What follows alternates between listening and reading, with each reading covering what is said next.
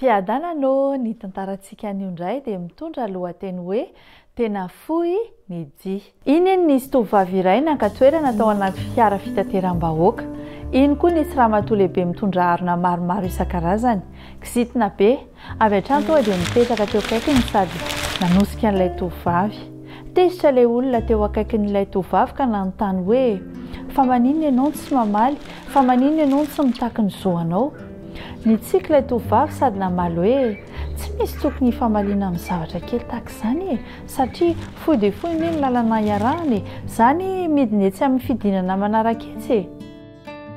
Ity misy valin'izay tokony ho tena filamatra soratana amin'ny litera volamena amin'ny fitondrantenantsika andavanandro, na aiza na aiza. Tsy misy tokony famaliana amin'ny zavatra kely tahaka izany satria fohy dia fohy ny lalana iarahantsika. Raha mba tonga saina manko ny tsirairay hoe fohy dia fohy anie ny fotoana andalovantsika eto amin'ity tany ity, dia mbola amaizina amin'ny fifamaliana tsy misy dikany izay sady fandaniam-potoana no fandanian-kery fotsiny. Nisy olona nandratra ny fotsika ve? Metonia fa fohy ny lalana ho diavintsika. Nisy olona namadika antsika ve na nanambany antsika? Metonia fa fohy ny lalana ho diavintsika. Na inona zavatra mampalahelo atao amintsika dia aleo tadidintsika foana fa ity lalana iarahantsika ity dia tena fohy.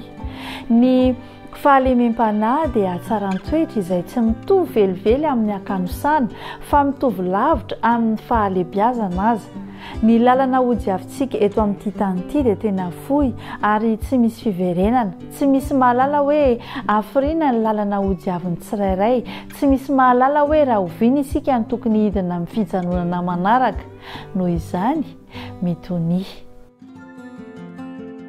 Raha nandratra anao ao dia tadidio fa fohy ny dia.